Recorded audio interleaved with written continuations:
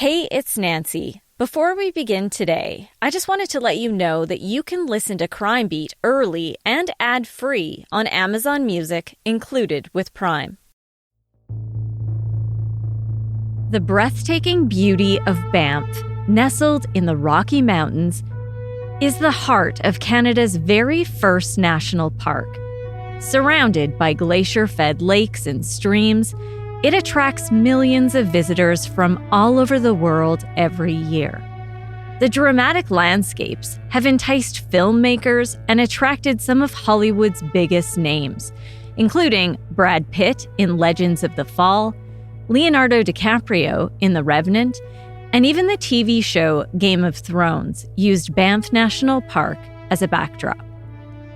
There are awe-inspiring views in every direction, and something to do in every season, from hiking or fishing in the summer to skiing and snowboarding in the winter. And on any given day, you're sure to encounter wildlife, from chipmunks to elk to grizzly bears. In fact, Banff Avenue, the main road into town, is intersected by wolf, moose, and caribou streets, all animals that can be found in the national park. There's a certain serenity to being so close to nature and wildlife. But early in the morning, on May 17th, 1990, that peace was shattered when police came across a violent scene. It was senseless. She had been stabbed 17 times. My mom called, and she was crying and yelling on the phone and telling me that Lucy died.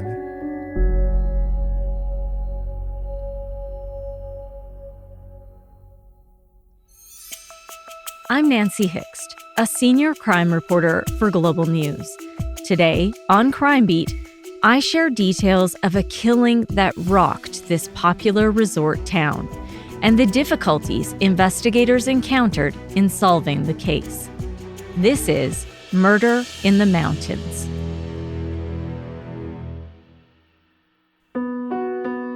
According to the most recent municipal census, nearly 9,000 people call Banff home on a permanent basis.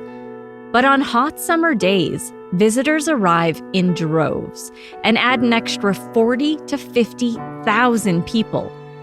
Over the course of a year, the town welcomes upwards of 4 million visitors from around the globe. Tourism is Banff's economic lifeline, and seasonal workers thrive on the jobs it creates. In the spring of 1990, a young woman from Quebec was one of them and was working as a taxi driver. There was a frosty bite in the air early in the morning of May 17th, as Lucy Turmel pulled up to the condo she shared with her boyfriend. She had been working an overnight shift and told him she had one bad fare involving a dishwasher from a downtown restaurant. But she was fine, and all in all, it had been pretty slow. Their conversation was interrupted by her dispatcher. She had fares waiting for pickup at the iconic Banff Springs Hotel. Often referred to as the Castle in the Rockies for its striking appearance and lavish decor, it's welcomed many famous guests, including Marilyn Monroe and Queen Elizabeth II. Lucy made her way up the winding road to the hotel, which is located at the base of Sulphur Mountain. There were 3 passengers waiting for her, 2 women and 1 man. At about 1:40 a.m., they hopped in the cab and she left for a residential area near downtown Banff. Minutes later, her radio went silent. She didn't answer repeated calls from dispatch or her coworker, who was also on the roads that night. Here's veteran RCMP investigator Doug Morrison to help me share what happened next. He's retired now, but in 1990, he was a corporal with Calgary RCMP Major Crimes. At about 2 o'clock in the morning, Larry from Taxi, he's the other driver at the time in Banff, Alberta, was trying to get a hold of Lucy Turmel. There was 2 cabs on that night. It was a fairly quiet night. And He was radioing her and couldn't get any response. Lucy's coworker drove to the 600 block of Cougar Street, which was supposed to be her destination, but she wasn't there. Next, he drove past her condo, but still no sign of Lucy. Shortly after that, he was coming down, going, I believe it's north on Banff Avenue, which is the main thoroughfare in Banff, where all the stores generally are. And he noticed the white taxi, a Ford Crown Victoria, going south. And it was heading towards the forestry office across the bridge. And it was a male driving it. It wasn't Lucy. So he was calling on the phone. He got a hold of dispatch. A chase through the winding roads of Banff ensued. He followed this cabbie, Berta Huey, on Banff Avenue, and followed the cab up Mountain Avenue. And at that time, obviously the driver of the vehicle, the individual that was probably responsible for the crime, pulled the vehicle over to the left shoulder, and then threw it into park, and then off he ran into the bush, heading in kind of a direction that was towards the Banff Springs Hotel. Of course, that's a very heavily bushed and treed area. The driver lost track of the stranger. A closer look at the cab revealed a violent scene. There was blood on the door of the car, on the turn signal, and the steering wheel. What happened, and where was Lucy Turmel?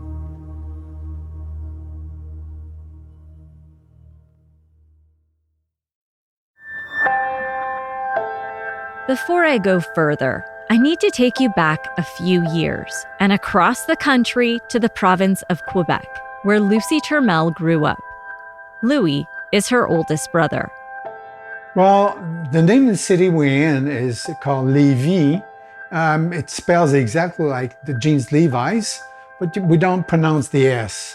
So it's Lévis, and we're just across the St. Lawrence River from Quebec City. I was born and raised here in Lévis, and I still live here. French is his and Lucy's first language. My father was a doctor. He was a obstetrician's gynecologist. My mother was a nurse. That's how they met. And we were three of us. The older, Louis. My brother is Simon, and my sister was the little kid, Lucie. The three of us were quite bigger than my parents. The main reason is we were adopted, the three of us.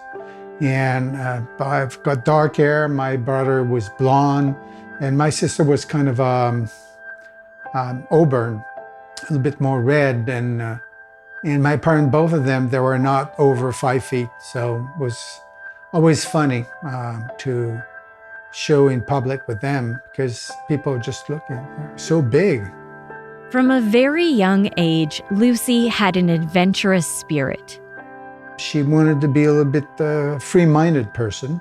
She wanted to travel, she wanted to see the world. She didn't want to fit in the box as sometimes society wants us to be.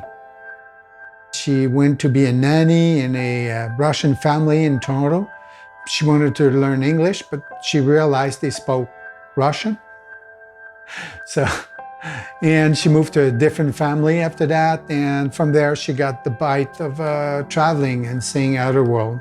So she went to different places, ended up in Banff. Like most young people arriving in the mountain town, Lucy first got a job in the service industry, starting work at the prestigious Banff Springs Hotel. From the Banff Springs Hotel, she went after that working for restaurants where she met her boyfriend, Jeff. And she also worked for a taxi company. And she wanted to drive, one of her dream job was to drive the big bus that goes on the ice. And she had to go through different trainings, and so they wanted her to to train on the taxi. And well, that's the job she had. Also, she was a waitress at a restaurant. She loved this situation. She was in love for last year, and she liked it. She felt she was free. She could do a bunch of things. While in Banff, Lucy fell in love with more than just her surroundings. And in the spring of 1990, she moved into a condo with her boyfriend. Life was providing every adventure she had hoped for. Until that early morning in May when Lucy's taxi radio went silent.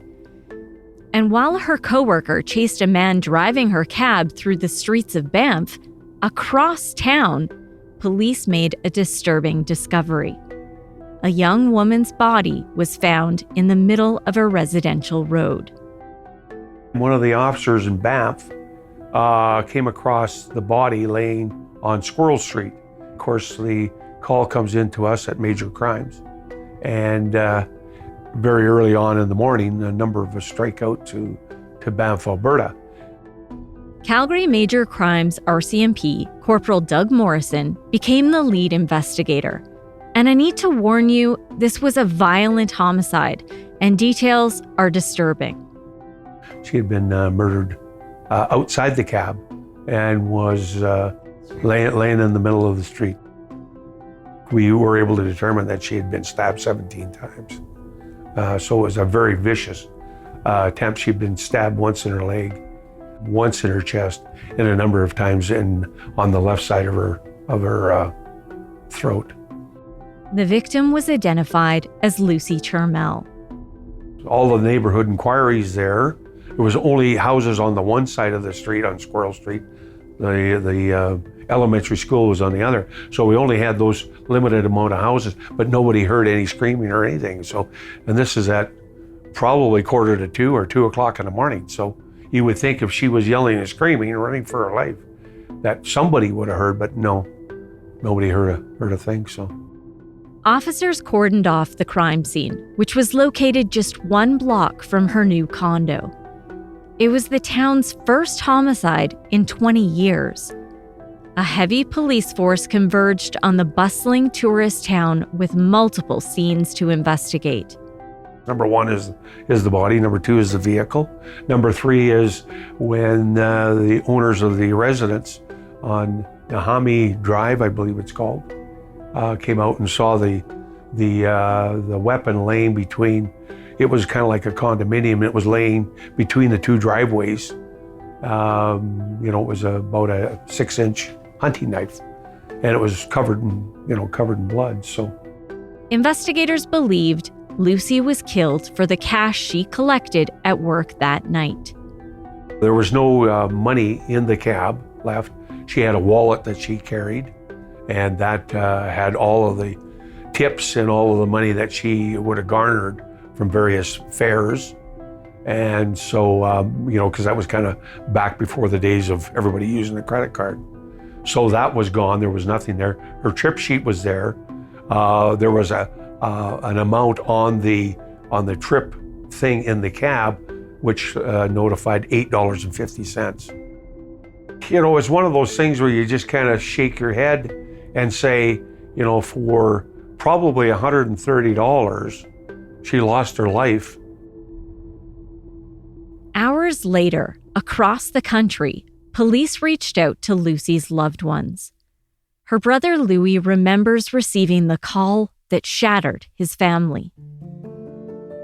Well, I was working for the Red Cross at the moment. I was responsible for getting the money for the Red Cross. And my mom called, and she was crying and yelling on the phone and telling me that Lucy died. And I was not sure to understand properly what she was trying to tell me. And it didn't go well. I was kind of in a shock. So I needed to go at home. And so one of my partners in the Red Cross drove me back to Lévis. As the investigation unfolded, officers kept her family informed. Key evidence was found inside Lucy's cab. A forensic examination revealed that none of the blood found in the vehicle was hers. Her brother was not surprised to learn Lucy fought for her life. It was in her personality to fight back. She was raised with two boys. We played rough games as kids, so she knew how to fight. And I told you that I thought her out to throw a punch, but I don't think this made it matter. I felt more that she was not going to be a silent victim. So she had a fight with him, but she lost the game. But she did try to stay alive as much as she could, and we know the result.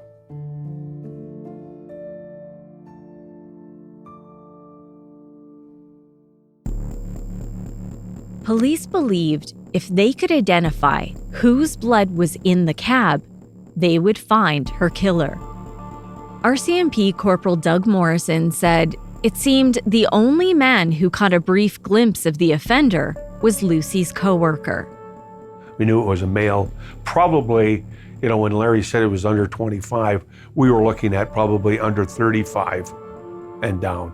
With a skinny build and dark hair, so.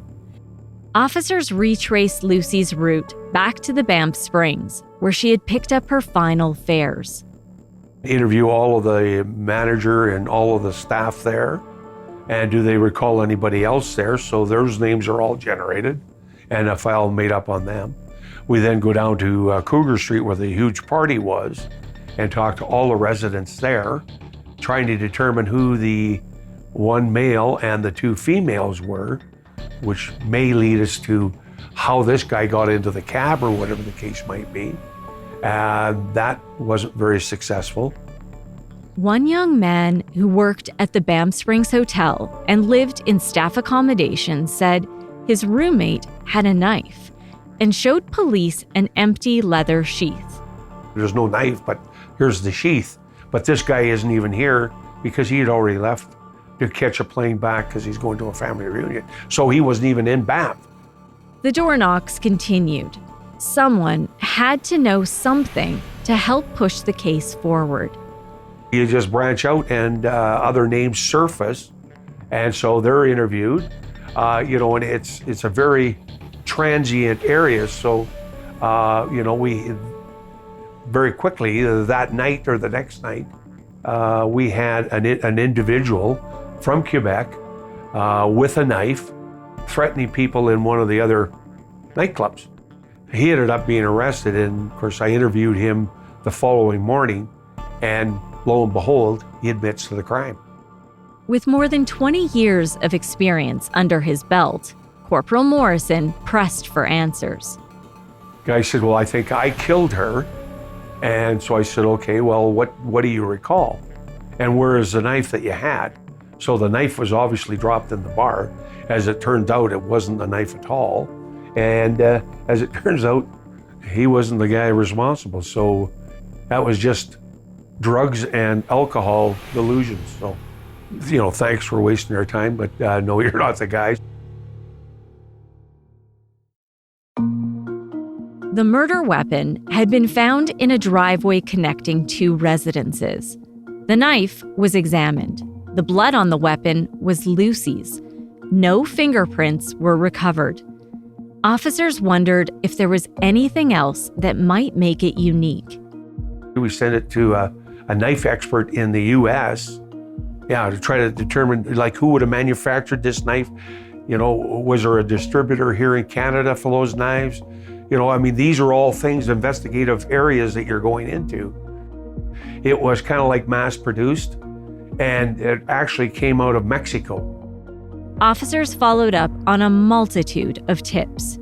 And there was another individual that was actually a Calgary resident, and he had a kind of an extensive criminal record for violence and so on and so forth. So I met with him a number of times here in Calgary. He was not very cooperative with us. You'll recall the most important evidence police had so far was what they believed to be the killer's blood found in Lucy Turmel's stolen cab. With that in mind, police wondered if DNA evidence could prove this suspect's guilt or innocence. He admitted being out in Banff during the time of the homicide, but he refused to give us any blood sample. Police turned to Gary Verrett, a scientist at the RCMP Forensic Laboratory in Ottawa. I was a civilian member. I was involved in the early stages of the introduction of DNA technology for the use for police investigators in Canada. First, Verrett tested the blood found in the cab. DNA results confirmed what police had suspected all along. The blood was from a man. Those tests also provided the DNA profile of the person police believed was the killer. This case in question here is one of the first ones we did. It was in the early days of DNA with the first available DNA technology at the time. It was groundbreaking. It was a technology that would be the most powerful technology since the development of the fingerprint. Armed with a degree in biochemistry and years of previous experience with hair and fiber testing, Verrett guided police investigating Lucy Turmel's homicide. They would need to do an undercover operation to obtain a DNA sample to compare it to the one collected from the cab. Based on the conversations I had with them, I told them what type of samples would work best. A pulled hair sample, a mouth swab, a blood sample. So the police had to use their investigative techniques as best they could without alerting the suspect that they were trying to seize a DNA sample from him in order to be comparing the profile to the blood in the taxi cab. Undercover officers got to work and obtained samples.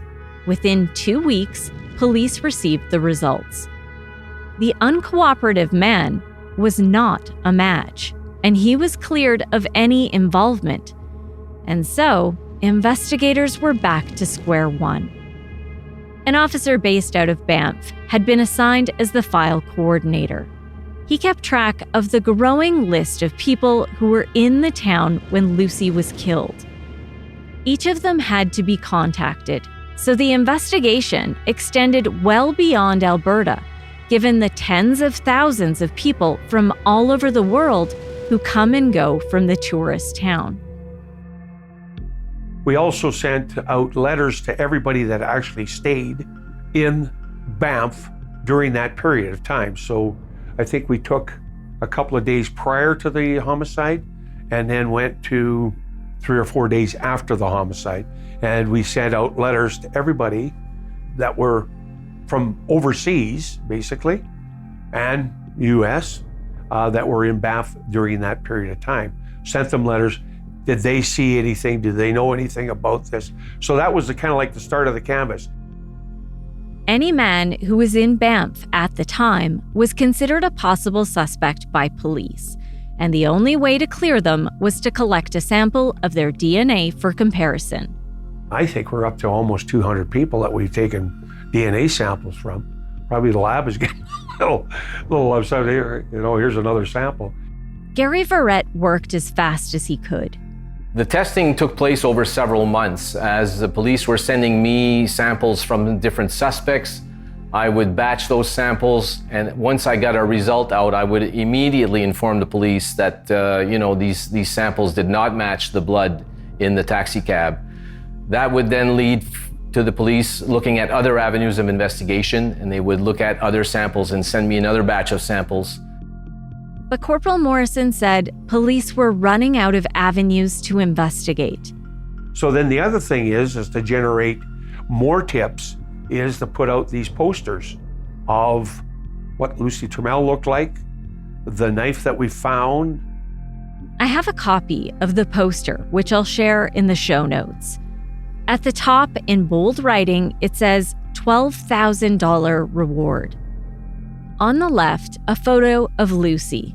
She looks like she was on a trip, wearing a straw hat, and she had the biggest smile. Beside her, there was a photo of the weapon used to kill her, a large hunting knife with a 7-inch blade, a mahogany handle, and brass fittings.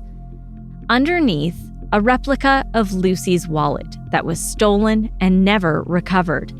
And beside it, a photo of a facsimile of Lucy's jacket, which was also never recovered. The caption reads, "At approximately 1:40 in the morning on May 17, 1990, Lucy Turmel picked up 2 unidentified females and 1 unidentified male at the Works nightclub at the Banff Springs Hotel in Banff, Alberta. Her destination is believed to have been 600 Cougar Street in Banff. Approximately 10 minutes later, her body was found on Squirrel Street, near Elk Street. She died as a result of stab wounds. There is a strong possibility that the suspect may have been cut during the struggle. If you have any knowledge of someone having a similar knife in their possession or unexplained cuts around the time and date of this offense, or any other information, please call Banff RCMP. It encouraged those who read it to reach out to Crime Stoppers. This went out to gondolas, to every place that would put this thing up, and all the businesses were very cooperative for us, so that we could get people that would say, gee, I know that knife looks like something that I saw that this guy had on him one night at a bar party or a house party or whatever the case might be. Just to get that extra, somebody to tell us, come forward and say, listen, this guy had a knife very similar to that, and this is his name. Time passed with no arrests. The case went cold as Lucy Turmel's killer eluded police. It wore on her family, who were nearly 4,000 kilometers away in Quebec. Her oldest brother, Louis, said it was especially difficult for his mother. She was scared of that person. If that person would come and try to kill her, she had that in mind. And I said, no, it just, for some reason, it just happened. And he's not going to run after you. But she got a few times calls that there were nobody at the end. And it's certainly not him, but she associated with him. So it was a long years. Those anonymous calls caused the family a huge amount of stress. Lucy's mother would avoid answering the doorbell, and when she went out, she worried someone was following her. She couldn't stop thinking about the way her daughter died. Overcome with grief, she couldn't sleep, and when she did, she had nightmares. She suffered for a year in what she called a hellish situation, without improvement. She began seeing a therapist who helped her to learn to live again, and she was finally beginning to heal. That's when Lucy's parents took a vacation abroad. She turned on the television, and on the screen was an episode of Unsolved Mysteries, featuring Lucy's case. Suddenly, every bit of sorrow and fear flooded back, and she was once again reminded of her loss.